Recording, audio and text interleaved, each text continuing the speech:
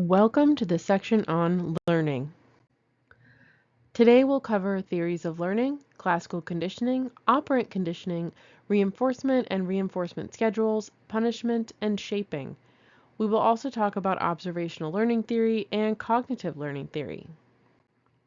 So, what does it mean when we say learning?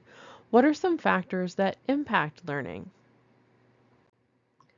Learning is a relatively permanent change in behavior or thought that is brought about by experience or practice. Factors that can impact learning include past experiences, past rewards or punishments, and understanding the consequences. When we learn, a change occurs in our brain. This does not mean the new information will be accessible. Have you ever had something on the tip of your tongue? It doesn't mean that you don't know that information. It just means it's not easy for you to get out of your memory. So learning is a relatively permanent change.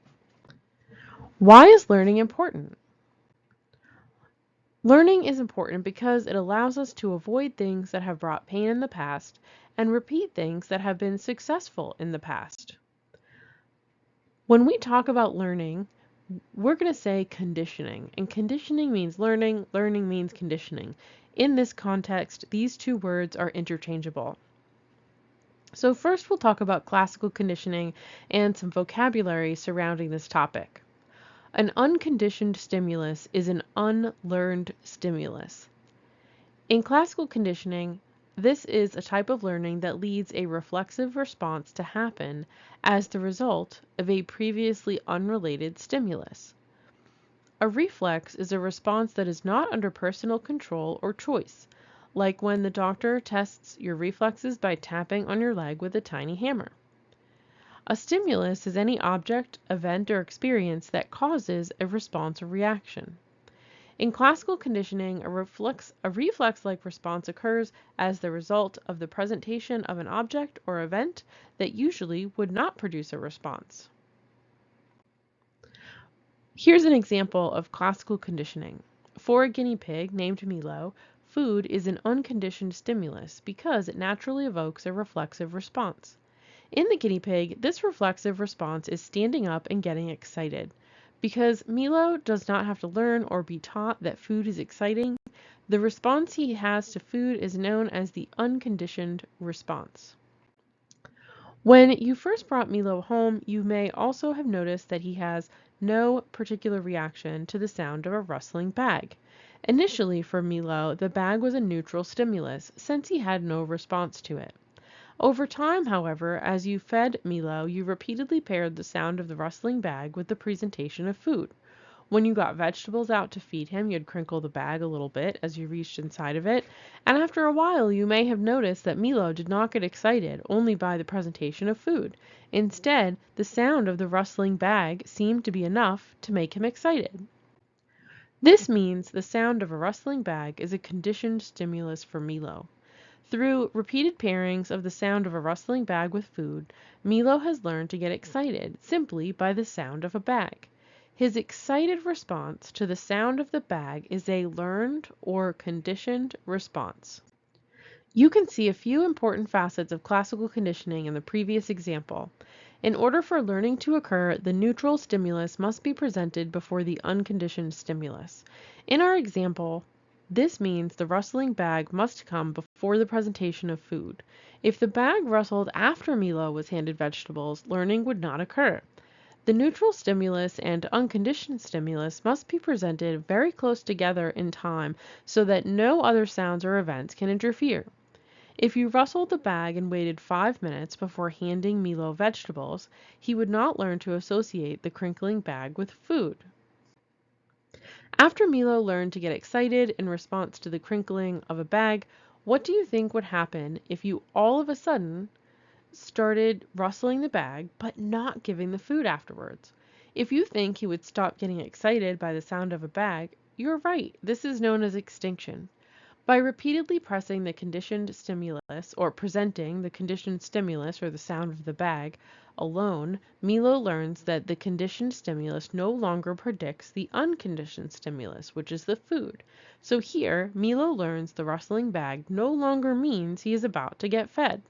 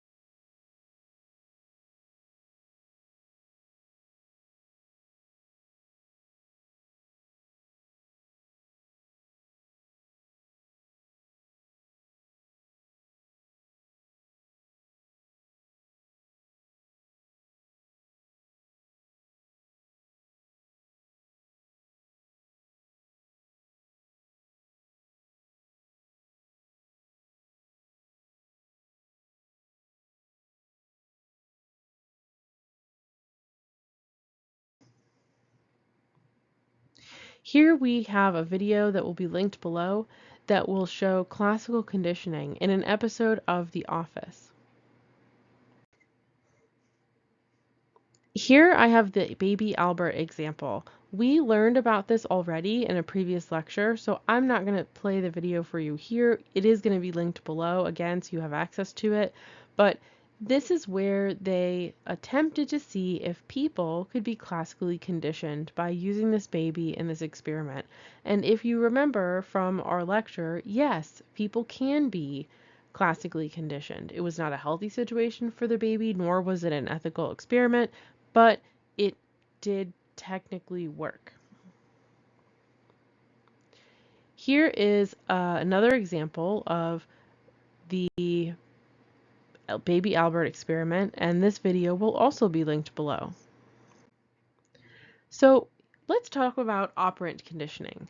When one learns through the effects or consequences of their actions. So we are likely to repeat behaviors that have been rewarded or successful in the past, and we are much less likely to repeat unsuccessful behaviors or when we have been punished in the past. Operant conditioning learning depends on what happens after a behavior or a response. Classical conditioning involves learning more involuntary, reflexive responses, where operant conditioning involves learning voluntary behaviors. Here's another example of operant conditioning. This is from The Big Bang Theory, and if you want to check this out, I will link it below. In operant conditioning, our behaviors can be followed by two broad types of consequences, reinforcement or punishment. Reinforcement is anything that follows a behavior and makes that behavior more likely to occur again in the future. The desirable consequence can involve either experiencing something pleasant, which would be positive reinforcement, or the avoidance or removal of something unpleasant, which would be negative reinforcement.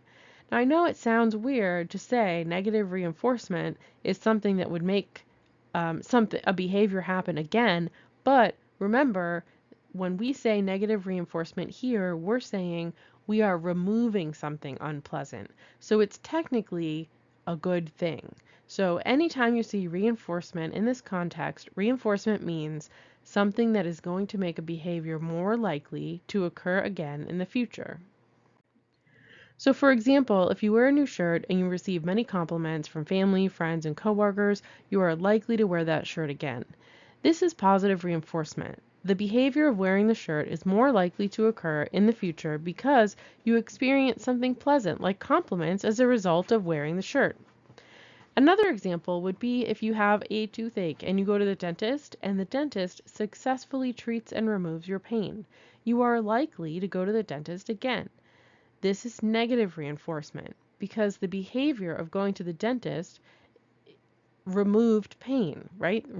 Took something away, took away something negative, reinforcing the likelihood that you will go back to the dentist in the future because they removed something unpleasant. Here's a video talking about operant conditioning. I will leave it linked below. Here is an example of operant conditioning. In this graphic, you can see both positive reinforcement and negative reinforcement are green. And that means that they are both likely to increase the behavior because the positive reinforcement is adding something good with a plus sign. A paper's on time, a student gets an A. Negative reinforcement is removing something bad, but it's also in the green because removing something bad could cause someone to do that behavior again. So if a paper is missing and a student has a 0, but then they turn it in and the 0 is removed, that's technically negative reinforcement because we're taking away the 0. On the bottom half of this graphic, I have punishment, positive punishment, and negative punishment. Now, you might think that positive punishment would be something bad, but something good because it says positive. But if it's punishment, either positive or negative, it is decreasing the likelihood that the behavior will be repeated. So, positive punishment is adding something bad. So for example, when that paper is late, a 0 is placed in the gradebook. That is applying punishment or adding something negative or bad. Then negative punishment is removing something good. So say 5 points are automatically added for attending a class. If someone no-shows to class, the 5 points are then removed. Now, after learning about reinforcements and punishments, you might be thinking, which one is better? Which one is more effective? Well, reinforcements are more effective than punishments. And why is this? This is because reinforcement focuses on increasing a desired behavior that has happened. The behavior's happened. Punishment focuses on reducing an unwanted behavior, but it does not teach a replacement or a good behavior. So reinforcement is more effective because the behavior is already happening. It's already occurred. We're not teaching something new. Reinforcement schedules are something else to consider when thinking about reinforcement. When offering reinforcement to a person or an animal, different reinforcement schedules can be followed. Continuous reinforcement is when the person or animal receives reinforcement after each and every time they perform the desired behavior. Research has shown that continuous reinforcement leads learning to occur rather quickly and easily. However, extinction also tends to occur rather quickly. As soon as the reinforcement stops, the desired behavior is likely to stop as well. Partial reinforcement involves reinforcing some, but not all, instances of the desired behavior. Partial reinforcement can be based either on the amount of time that must pass or the number of behaviors that must occur before the reinforcement is given. Here's a video from Khan Academy on schedules of reinforcement. They do an excellent job explaining these concepts. It's about 7 minutes long and it will be linked below.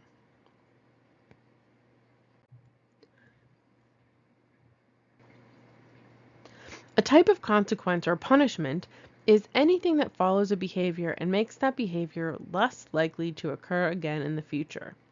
This undesirable consequence can involve experiencing something unpleasant, which could be called punishment by application, or removing something pleasant, which would be punishment by removal.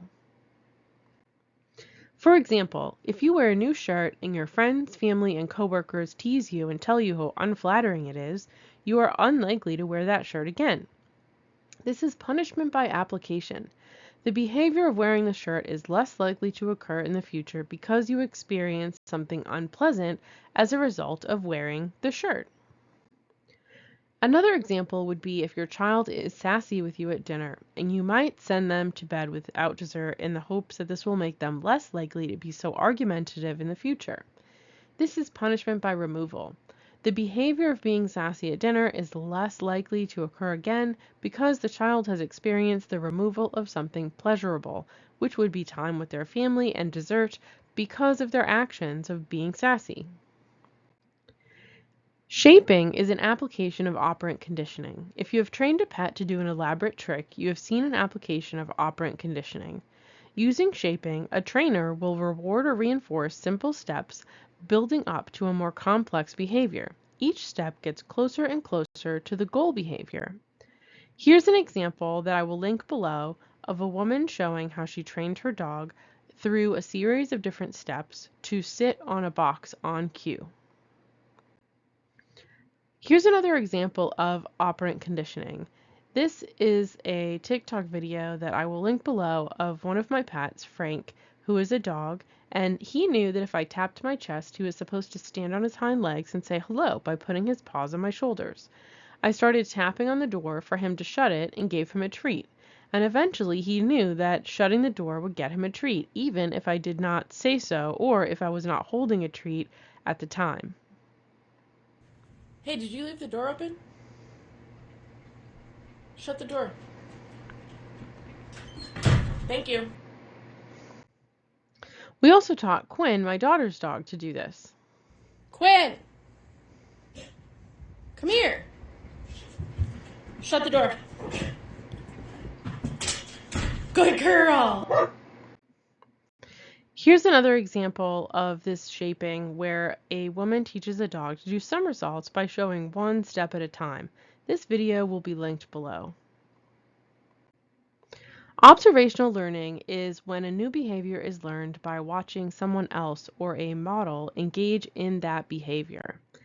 In an early study on observational learning, researcher Albert Bandura randomly assigned children to watch an aggressive adult model, a non-aggressive adult model, or no model at all.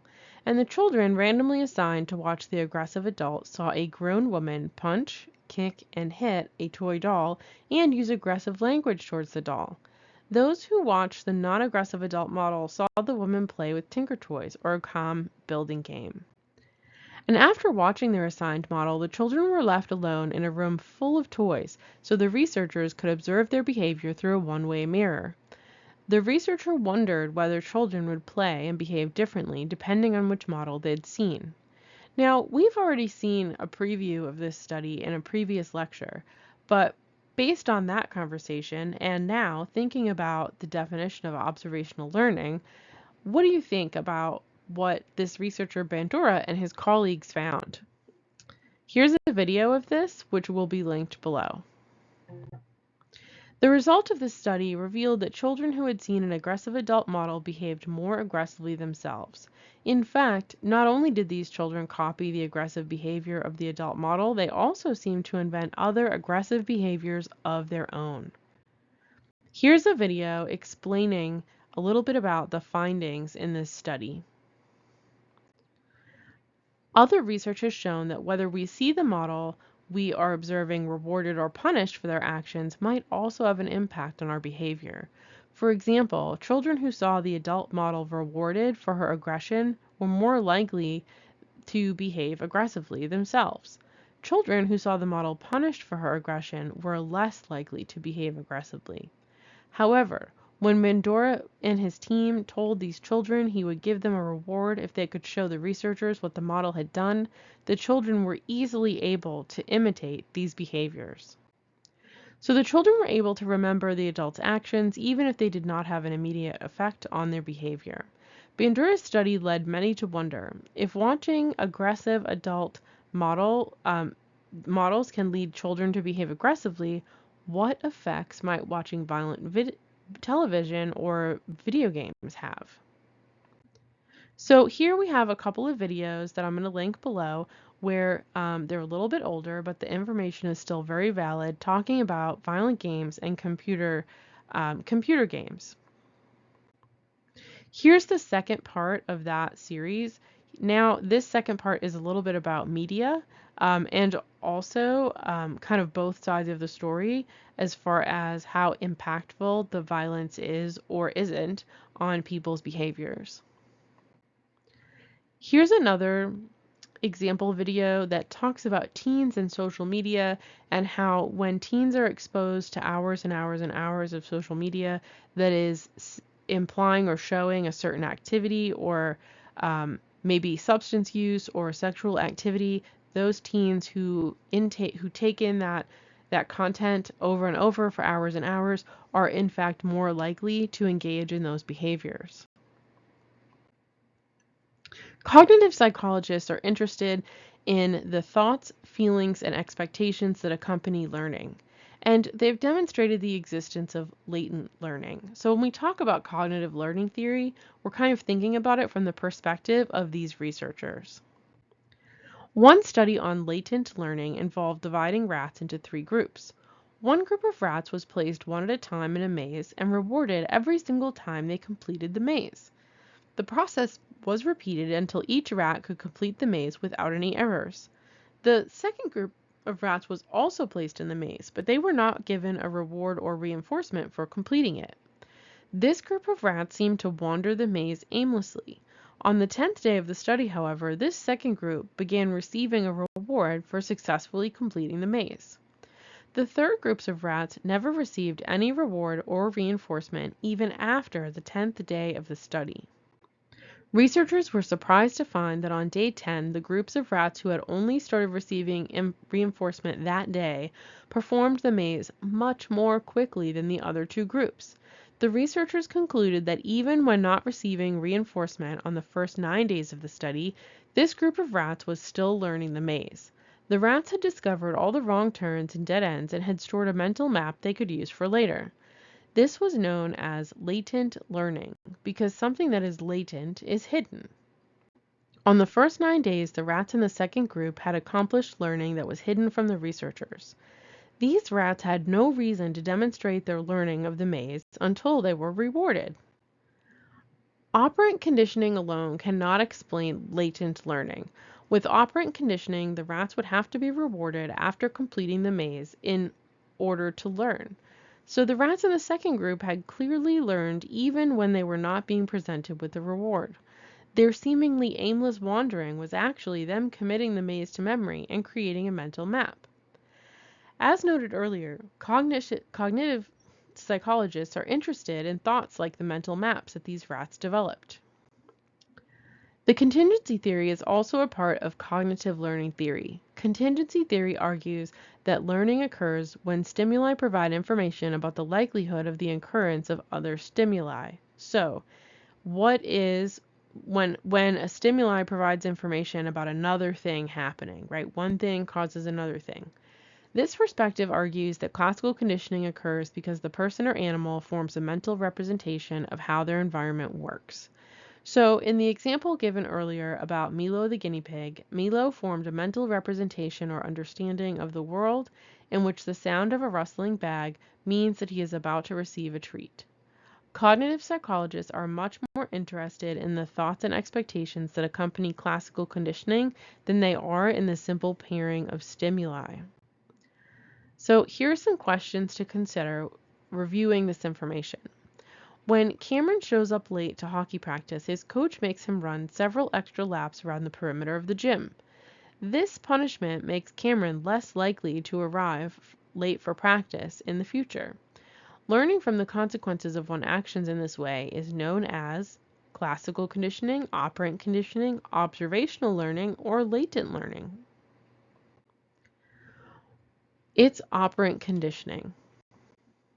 In work on classical conditioning, the stimulus that naturally evokes a particular reflexive response is the neutral, unconditioned, reinforcement, or conditioned. It is the unconditioned stimulus. As a consequence for staying out past his curfew, Sean's parents scold him. They hope this scolding will make him less likely to stay out late in the future. Sean's parents are using positive reinforcement, negative reinforcement, punishment by removal, or punishment by application. They're using punishment by application. Bandura's Bobo doll study showed which: A. Children who watched an aggressive adult model were less likely to behave aggressively themselves. B. Children who are frustrated are more likely to behave aggressively. C. Children who watched an aggressive adult model were more likely to behave aggressively themselves. Or D. Adults who are frustrated are more likely to behave aggressively. The answer is C. Children who watched an aggressive adult model were more likely to behave aggressively themselves. Now, this is not to say that children who are frustrated or adults who are frustrated are not more likely to behave aggressively, but Pandora's Bobo doll study did not discuss these things. It only talked about watching the adult model. Here is Claire McCarthy, and she is a primary care pediatrician at Boston Children's Hospital, and she wrote an article about violence in the media and video games. And we're going to quickly review some of her opinions on this topic. So, between mainstream media and social media, violence reaches far past the places and people it directly affects. Whether it's a shooting, a terrorist attack, or some other type of violence, television and other media can bring it into every home, every cell phone, and every computer. So her concern is the recent rise in cell phone videos shared on social media. They're often raw, unedited, and shockingly violent, and this has increased in prevalence. And the reach of this violence is even further than it ever was before. And the violence in movies, even G-rated movies, and video games, and as the American Academy of Pediatrics has said, media violence is woven into the fabric of American children's lives. The AAP wants people to understand that exposure to virtual violence through news, social, and entertainment media can be bad for children. Multiple studies have shown that children exposed to violence may be more aggressive and they may have behavioral problems. They may also become desensitized to violence, which may be the worst outcome. Imagine a generation of children growing up thinking that violence is acceptable and unremarkable. However, every person is different. Some are likely to be more affected than others. But as policy statements point out, given how wide this exposure is now, just a small percentage can end up being a really big effect. It's attention and action that the pediatricians really want. Really, this article was trying to initiate a movement to get some more regulations put in place. And here are some of their suggestions for parents regarding virtual violence. Pediatricians and parents should think about the media diet of their children. What we have talked about in the past is screen time. We all know that too much screen time is bad for kids, but what they're suggesting is that what they're watching is potentially more important than how much time they're spending in front of the screen in general. So parents should be mindful of what their children see and what games they play, and to the extent that that's possible, they should try to watch and play with their children to see what they're actually watching. And with older children, especially those with computers and smartphones, it's important to talk about what they're seeing and doing and how that's impacting them. Parents also need to be mindful of their own media habits. They should not only set a good example, but be careful of what they watch when their children are nearby. Parents also need to understand that children, especially young ones, can't always distinguish between fantasy and reality. First-person shooter games may not be appropriate for children of any age, and federal, state, and local legislatures should work to provide parents and caregivers more reliable information about how much violence and um, and how much violence is actually reflected in different kinds of media. The entertainment industry and news industry should be more responsible about how they portray violence.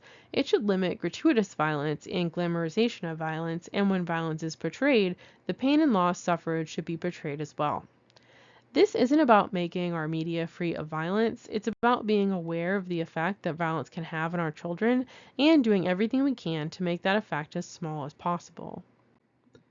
Here's a second article that is a little bit older, but it does talk about some of the history of kind of the politics of this subject. So, moral panics over the potentially damaging effects of media violence on children are not new. There was a crusade against comic books in the 1950s, and similar concerns have been raised over violence in movies, TV, and the internet, even though the link between them at the time of this article being written has not been reliably demonstrated. Now I have highlighted here on our screen, now in 2024, we can say a direct link has not been demonstrated, but we do know that it is considered a risk factor for violent acts. So exposure to violent media, violent video games, violent movies, violent content can be a risk factor for violent acts, but it is situation dependent. It may or may not be acted upon based on the other risk factors like personal situation, personal environment, upbringing, and the mental health of the individual. The U.S. Supreme Court handed down a decision in June of 2011 that established that video games were covered under the First Amendment and the content could not be regulated by governments in every way possible. So part of the reason for this court ruling was that the research at that moment was unpersuasive. And although this research is often used, other psychological research is often used in the courtroom in issues relating to child safety and the lack of consistent findings at that time, connecting video games to violent behavior helped sway the court against stricter regulations. But in 1983, the Surgeon General at that time implicated violent video games as a leading cause of family violence. And in 1994, the video game industry established the ESRB, or Entertainment Software Rating Board, as a voluntary system where video games could be rated according to violence or other inappropriate materials. Rating these games according to age-appropriate categories was intended to prevent underage children from playing games considered too intense for them. After the Columbine High School massacre in 1999, family members of the shooting victims sued 25 video game companies that they blamed for the deaths. In particular, the game Doom came under intense scrutiny over reports that the shooters may have been influenced by the spectacle of shooting various targets to accumulate points. Influenced by the massacre and the question of whether violence may have been a cause, there were Senate committee hearings held in 2000, and during these hearings there was argument back and forth, and basically there were some really strong suggestions about a definitive link, and then there were other suggestions saying the regulations were not effective. So while some studies designed to correct for these problems did still show a link, other studies showed no relationship. So this debate has continued, and it did lead at that time to a serious split between different groups of researchers. Also, thinking about the credibility of this research, not that the researchers did not do quality research, but how were they funded? Were any of them neutrally funded? So part of this problem was because some of them were funded by anti-violence advocate groups. So maybe that added some bias to their side of the conversation. Other psychologists were funded by video game companies. So thinking about this from these two perspectives, neither of those findings are going to be very neutral. Now, as time has passed, now we can say there is a definitive risk factor to consider when we're thinking about exposure to violence in the media, in video games, and other content. This concludes our section on learning.